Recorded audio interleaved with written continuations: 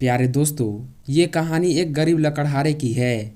सारी उम्र उसने जंगलों में जाकर लकड़ियां काटी और उन्हें बेचा। अपने उस मेहनत से उसने जंगल से कुछ दूर एक छोटा सा मकान बनवाया था, जिसमें वो और उसकी बीवी और एक जवान बेटा रहा करते थे। बीवी का नाम नादी और बेटे का नाम सरफू था। तीनों आराम और सुकून से जिंदगी गुजार रहे थे। काम सिर्फ लकड़हारा करता था। बीवी और बेटा कोई ऐसा काम नहीं करते थे जिससे आमदनी में इजाफा हो, यानी जिस काम से कमाई हो।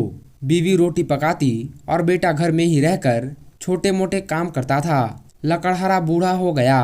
बुढ़ापे की वजह से उसमें पहली जैसी हिम्मत नहीं रही। आए दिन अक्सर वो बीमार रहता, मगर उसे कोई ऐसी परेशानी नहीं थी। वो समझता था कि मेरा बेटा सरफू अब बच्चा नहीं रहा, आसानी से घर की जिम्मेदारियां संभाल सकता है। सरफू की माँ का भी यही सोचना था, इसलिए उसे भी किसी किस्म का कोई फिक्र नहीं थी। एक दिन लकड़हारा सुबह को जागा तो उसने महसूस किया कि वह बड़ा कमज़ोर हो गया है। जंगल में जाकर अब लकड़ी काटना उसके लिए बहुत मुश्किल है, इसलिए वो लकड़ी काटने नहीं गया। उसका बेटा सुबह नाश्ते से फारिग हुआ तो इस बात पर हैरान होता रहा कि उसका बाप मामूल के मुताबिक सुबह सवेरे घर से बाहर क्यों नहीं गया, लकड़ियाँ काटने क्यों नहीं गया, चारपाई पर क्यों लेटा हुआ है। लकड़हारा समझ गया कि उसका बेटा क्या सोच रहा है। उसने बेटे को इशारे से अपने पास बुलाया और प्यार से बोला, सरफू बेटा। बेटे ने कहा, जी अब्बा। लकड़हारा बोला, देखो बेटा, अपने घर की जिम्मेदारी तुम्हें संभालनी होगी। मैं बूढ़ा हो गया हूँ, बीमार भी हूँ। बेटा बोला, तो फरमाइए अब्बा। तो लकड़हारा बोला, बेटा, जो काम मैंने सारी उम्र किया है वो अब तुम करो। लकड़ियाँ काटना आसान काम नहीं है, मगर तुम हिम्मत वाले हो, ताकतवर हो। शुरू शुरू में यह काम थोड़ा मुश्किल होगा, फिर धीरे धीरे आसान हो जाएगा। मैं तुम्हें बराबर मशवरे देता रहूँगा जो तुम्हारे लिए फ़ायदेमंद साबित होंगे। ये कहकर बाप ने कहा, समझ गए बेटा। तो बेटे ने हाँ में सिर हिला दिया। लकड़हारा बोला, शाबाश बेटा, मुझे तुमसे यही उम्मीद थी। शौक से काम करोगे तो ढेर सारे पैसे कमा लोगे। माँ भी पास में खड़ी थी और बातें सुन रही थी। इसके बाद लकड़हारे ने अपनी बीवी से कहा कि मेरा कुल्हाड़ा ले आओ। बीवी अंदर से कुल्हाड़ा ले आई। लकड़हारा बोला, बेटा, यह हमारा विरसा है, इसकी हिफाजत करते रहना, क्योंकि इसी के जरिए लकड़हारा पेड़ से लकड़ियाँ काटता है। ये कहते ही लकड़हारा चारपाई से उठ बैठा। उसने कुल्हाड़ा उठाकर बेटे के कंधे पर रख दिया और उसे बताने लगा कि अच्छे पेड़ कहाँ कहाँ है, रोजाना कितनी लकड़ियाँ काटनी है और उन्हें किस तरह गठरा बनाकर सर पर उठाकर ले जाना है और लकड़ियों को कैसे बेचना है। ये सब बातें लकड़हारे ने अपने बेटे को बताई। लकड़हारे ने उसे जगह का नाम भी बता दिया। बेटा बड़े शौक से बाप की बातें सुन रहा था। उसका ये शौक देखकर उसके माँ बाप दोनों बहुत खुश हो रहे थे। जब लकड़हारे ने वो सब कुछ बता दिया जो अपने बेटे को बताना चाहता था, तो कहने लगा, लो बेटा, आज से तुम अपना काम शुरू कर दो। सरफू की माँ ने बेटे को ढेर सारी दुआएं दी और बेटा कंधे से कुल्हाड़ा लगाकर घर से निकल गया। जंगल का रास्ता वो अच्छी तरह से जानता था। अभी सूरज निकला भी नहीं था कि वो बाप की बताई हुई जगह पर पहुंच गया। बीसियों पेड़ थोड़े थोड़े फासले पर एक कतार में खड़े हुए थे। उसके बाप ने बताया था कि पहले पेड़ की शाखें झुकी हुई है, उन शाखों को काटना आसान है, पहले यही शाखें काटना। इसके बाद लकड़हारे का बेटा एक लंबी झुकी हुई शाख को काटने की कोशिश करने लगा। इतने में अचानक उसकी नज़र पेड़ के उस जगह पर पड़ी जहाँ से शाख निकल रही थी। उसने देखा कि वहाँ चिड़िया का एक घोंसला बना रखा है और 2-3 बच्चे उस घोंसले में मौजूद है। घोंसला देखकर फौरन उसके जहन में ये सवाल उठा कि अगर मैंने ये शाख काट डाली तो क्या घोंसला तबाह नहीं हो जाएगा। उसने अपने सवाल का खुद ही जवाब दिया, बिल्कुल तबाह हो जाएगा और वो बच्चे जो घोंसले में है वो नीचे गिरकर मर जाएंगे और उनके माँ बाप को बड़ा दुख होगा। उसने उस शाख को काटने के लिए कुल्हाड़ा उठाया ही था कि अचानक उसका हाथ रुक गया। वो आहिस्ता से बोला, नहीं नहीं, मैं ये जुल्म नहीं कर सकता। इसके बाद वो उस पेड़ के साए में बैठ गया। कई बातें उसके जहन में आने लगी कि मेरे माँ बाप ने लकड़ियाँ काटने के लिए भेजा है, उनका हुक्म मानता हूँ तो वो खुश होंगे।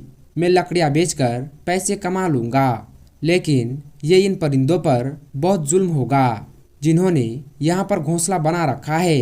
वो सोचता रहा कि क्या करूँ।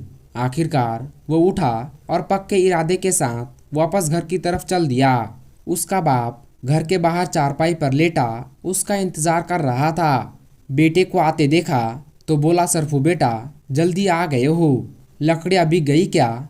तो बेटा बोला, नहीं अब्बा जान। लकड़हारे ने पूछा, क्या बात है? तो सरफू बोला, अब्बा जान, मैं पेड़ पर कुल्हाड़ी नहीं चला सका। लकड़हारा हैरान होकर बोला, क्यों? तो बेटे ने जो कुछ देखा था वो बाप को बता दिया। इससे पहले कि बाप कुछ कहता, उसकी माँ ने कहा, बेटा, अगर उस पेड़ पर चिड़ियों का घोंसला बना रखा था तो उसे छोड़कर दूसरे पेड़ की शाख काट लेते। तो बेटे ने जवाब दिया, अम्मा, वहाँ भी परिंदों का घोंसला बना रखा था, मैं कैसे काटता? लकड़हारा अपने बेटे की बातें सुनकर बहुत खफा हुआ और गुस्से में कहने लगा, वो अहमक, लकड़हारा ये नहीं देखता कि पेड़ पर परिंदों का घोंसला है या नहीं, उसे लकड़ियाँ काटकर बेचनी होती है। तुमने बड़ी अहमकाना हरकत की है, मैं नहीं समझता था कि तुम इतने पागल होगे।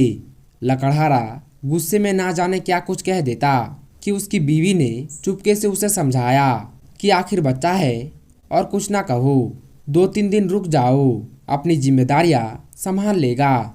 इसके बाद 2-3 दिन का वक्त बीत गया तो फिर बाप ने बेटे को एक और जगह का पता बताया और कहा कि खबरदार, पेड़ पर जर्ब लगाने से पहले ऊपर मत देखना। सरफू ने अहद कर लिया कि वो पहले की तरह ऊपर नहीं देखेगा और बाप की बताई हुई जगह पर चला गया। उसे अपना वादा याद था, चुनांचे पहले पेड़ के पास पहुंचकर उसने ऊपर ना देखा। वो नीचे देखते हुए कुल्हाड़ी मारने लगा कि उसकी नज़र पेड़ के नीचे जंगली फलों पर पड़ा, जिसे कुछ लोग हांडी में पकाकर खाते हैं। ये देखकर उसके जहन में ख्याल आया कि इस पेड़ पर यह फल आता है, मैं इसे क्यों नुकसान पहुंचाऊं? क्या इसकी शाखें काटने से इस फल का कुछ हिस्सा ज़ाया नहीं हो जाएगा? क्या ये उन लोगों के साथ ज़्यादती नहीं होगी जो इसे हांडी में पकाकर खाते हैं? वो देर तक उस पेड़ के नीचे बैठा रहा और सोचता रहा और बिना लकड़ी काटे घर लौट गया। जब लकड़हारे ने अपने बेटे को देर से आते देखा तो उसे यकीन हो गया कि बेटा ज़रूर लकड़ियाँ बेचकर पैसे लाया होगा। वो खुश होकर बोला, आज मेरा बेटा काफ़ी पैसे लेकर आया है, क्यों बेटा सरफू? तो बेटे ने कहा, नहीं अब्बा जान, मैं कोई पैसे नहीं लाया। फिर उसने बाप को पेड़ ना काटने की वजह बताई। बेटे की बात सुनते ही लकड़हारे के तन बदन में आग लग गई और बोला, तू कुछ नहीं कर सकेगा, तुझे लकड़ियाँ काटकर बेचने के लिए भेजा था, पेड़ का फल देखने के लिए नहीं। बेटा बोला, मैं क्या करता अब्बा जान, आप जानते नहीं, लोग उस फल को पकाकर खाते हैं। तो बाप ने बोला, तो तुम्हें क्या, लोग पकाकर खाते हैं, तुम नहीं। बेटा बोला, अब्बा जान, वो लोग भी तो हमारे जैसे हैं। लकड़हारे का गुस्सा बढ़ता जा रहा था। उसकी बीवी ने फिर से लकड़हारे को समझाया, बस अब आप कुछ ना कहो, मुझे उम्मीद है कि सरफू सीधे रास्ते पर आ जाएगा। लकड़हारा बोला, अब की बार तो मैं बर्दाश्त कर लेता हूँ, लेकिन आइंदा अगर इसने ऐसी बेहुदा हरकत की तो मैं इसे घर से निकाल दूंगा। कुछ दिन गुजर गए। लकड़हारे ने इस बार पुराने पेड़ों का पता बताकर सरफू से कहा, खबरदार, अब कोई बहाना मत बनाना, पैसे लेकर घर आना। सरफू जंगल में गया। उसने पुराने पेड़ देखे जो बहुत बूढ़े हो चुके थे। उन्हें देखकर वो सोचने लगा कि इन पेड़ों ने बरसों तक मुसाफिरों के लिए ठंडे साये मुहैया किए हैं। थके हुए लोग इसके नीचे बैठकर सुकून हासिल करते रहे हैं, इन्हें काटना इन पर जुल्म होगा। और वो वापस आने लगा। रास्ते में एक नहर पड़ती थी।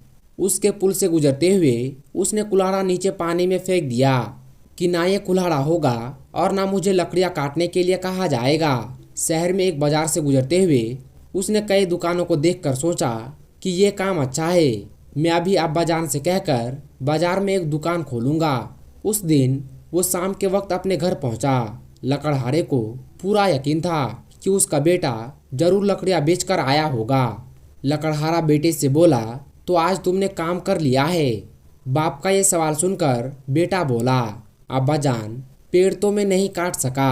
वो सारी उम्र मुसाफिरों को ठंडे साए देते रहे हैं। मैंने सोच लिया है कि बाजार में दुकान पर जाकर बैठूंगा। बेटे के मुंह से जैसे ही अल्फाज निकले तो लकड़हारा अपने गुस्से पर काबू ना रख सका और उसे उसी वक्त घर से निकाल दिया। माँ ने दखल देना चाहा तो लकड़हारे ने उसे भी झटक दिया कि बस बस, अब तुम एक लफ्ज भी नहीं कहोगी। सरफू घर से निकलकर चलने लगा। उसका कोई ठिकाना तो नहीं था, कहाँ जा सकता था। चलता गया यहाँ तक कि इस कदर थक गया कि उसके लिए एक कदम उठाना भी मुश्किल हो गया। पास में ही एक बड़ी शानदार हवेली थी। वो उसके दरवाजे पर गिर पड़ा और बेहोश हो गया। उधर लकड़हारा और उसकी बीवी अपने बेटे की जुदाई में तड़प रहे थे। लकड़हारा बुरी तरह पछता रहा था कि उसने बेटे को घर से क्यों निकाल दिया। एक दिन दोनों मियाँ बीवी बेटे की बातें याद करके रो रहे थे कि उनके मकान के आगे एक बग्गी रुकी। उसमें से एक शख्स उतरा और लकड़हारे के दरवाजे पर दस्तक देने लगा। लकड़हारे ने दरवाज़ा खोलकर उस आदमी से पूछा, क्यों जनाब, क्या बात है? तो वो शख्स बोला, आपको और आपकी बीवी को नादिर खान ने बुलाया है। लकड़हारा बोला, ये नादिर खान कौन है? लकड़हारे ने यह नाम पहली बार सुना था। तो वो शख्स बोला, आपने नादिर खान का नाम नहीं सुना? लकड़हारा बोला, जी नहीं। तो वो शख्स कहने लगा, वो बड़े आदमी है, सब उनकी इज्जत करते हैं, मेहरबानी करके बग्गी में बैठ जाए। लकड़हारा और उसकी बीवी बग्गी में बैठ गए। बग्गी उन्हें एक बड़े खूबसूरत और शानदार बाग में ले आई। वो बाग को देखकर हैरान हो रहे थे। एक तरफ से आवाज आई, अब्बा जान, अम्मी जान। अरे सरफू, लकड़हारा और उसकी बीवी अपने बेटे को देखकर हैरान हो गए। सरफू ने आला किस्म का लिबास पहन रखा था और बहुत खुश लग रहा था। सरफू की माँ ने पूछा, तुम यहाँ कैसे? तो सरफू कहने लगा, अम्मा जान, उस शाम जब अब्बा जान ने मुझे घर से निकाला था तो मैं थक कर एक हवेली के दरवाजे पर गिर पड़ा। इस हवेली के मालिक नादिर खान है, जिन्होंने ये देखकर कि मुझे पेड़ और पौधों से बड़ी मोहब्बत है, अपने बाग का माली बना दिया।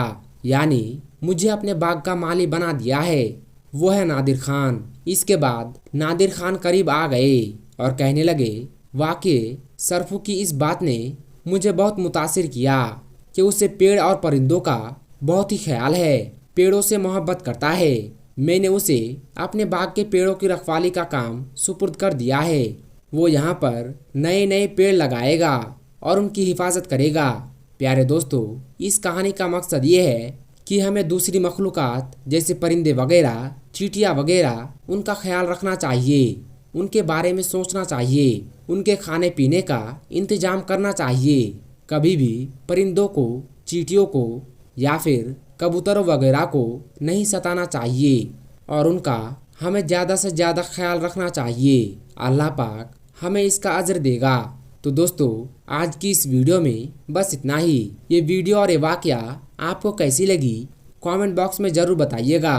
और हाँ, इस वीडियो को जितना हो सके उतना शेयर कर दे, क्योंकि दीन इस्लाम की बातों को दूसरों तक पहुँचाना सदका ए जारिया है। इसलिए इस वीडियो को शेयर करके इस नेक काम में हिस्सा ज़रूर ले। हम मिलेंगे आपको अगली वीडियो में। तब तक के लिए अस्सलाम वालेकुम, अल्लाह हाफिज़।